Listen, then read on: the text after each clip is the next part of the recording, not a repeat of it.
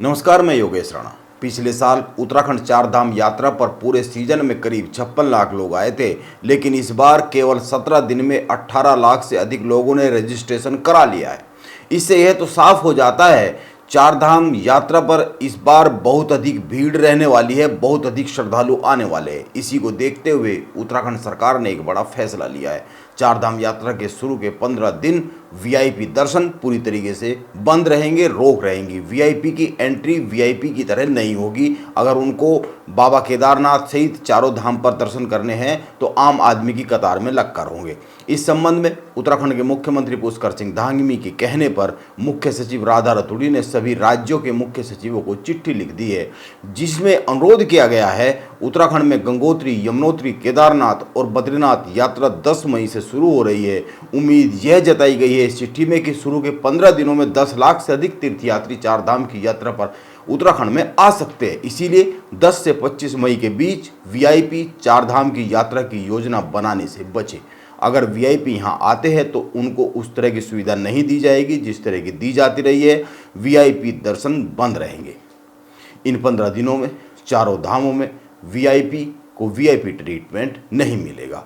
उत्तराखंड सरकार का यह फैसला अच्छा है, लेकिन सवाल यह है कि क्या वीआईपी दर्शन पर केवल 15 दिन के लिए ही रोक रहनी चाहिए? क्या पूरे सीजन वीआईपी दर्शन पर रोक नहीं लगी रहनी चाहिए? जो भी बाबा केदारनाथ के दरबार में जाए या फिर किसी अन्य धाम पर जाए तो सभी को एक ही तरह से ट्रीटमेंट दिया जाना चाहिए। भगवान के दरबार में कौन वीआईपी है और कौन वीआईपी नहीं है, कौन आम आदमी है, यह तय कैसे किया जा सकता है? क्योंकि भगवान के लिए सब एक ही होते हैं, वहाँ पर तो सभी एक समान होते हैं। इसीलिए कोई वीआईपी हो या फिर वीवीआईपी हो, उनको आम लोगों की तरह ही लाइन में लगकर भगवान के दर्शन करने चाहिए।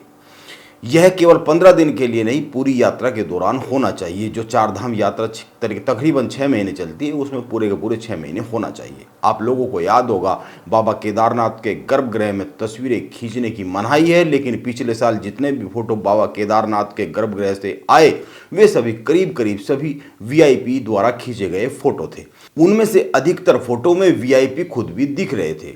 इसीलिए वीआईपी जैसी व्यवस्था तो पूरी तरीके से खत्म कर देनी चाहिए चारों धामों में, मेरा ऐसा मानना है। चार धाम यात्रा करीब 6 माह चलती है, इसीलिए यह समझा जा सकता है कि अगर शुरू के 15 दिनों में 10 लाख श्रद्धालु आने का अनुमान खुद सरकार को है और 18 लाख से ज़्यादा 17 दिनों में रजिस्ट्रेशन हो चुके हैं, तो इस बार यह समझा जा सकता है पिछले सालों के सारे रिकॉर्ड टूट सकते हैं उत्तराखंड में चार धाम यात्रा पर आने वाले श्रद्धालुओं को लेकर। इसको देखते हुए भी पूरे साल वीआईपी दर्शन पर रोक लगा देनी चाहिए। उत्तराखंड सरकार ने एक और फैसला लिया है। तय किया गया है कि रात में 10 बजे से सुबह 4 बजे तक यात्रा मार्गों पर वाहनों के संचालन पर पूरी तरीके से रोक रहेगी। तीर्थयात्री तेज आवाज़ में अपने वाहनों में म्यूजिक भी नहीं बजा सकेंगे। इसके अलावा भी बहुत से प्रतिबंध लगाए गए हैं, बहुत सी हिदायत दी गई है। पिछले सालों के कुछ अनुभवों को देखते हुए ये फैसले लिए गए हैं। ये एक अच्छे फैसले हैं। चार धाम गंगोत्री, यमुनोत्री, केदारनाथ और बद्रीनाथ की यात्रा 10 मई से शुरू हो रही है और गंगोत्री, यमुनोत्री और केदारनाथ के कपाट 10 मई को खुल रहे हैं, जबकि बद्रीनाथ के कपाट 12 मई को खुल रहे हैं। चार धाम यात्रा शुरू होने से पहले ही देश भर के श्रद्धालुओं में जबरदस्त उत्साह है।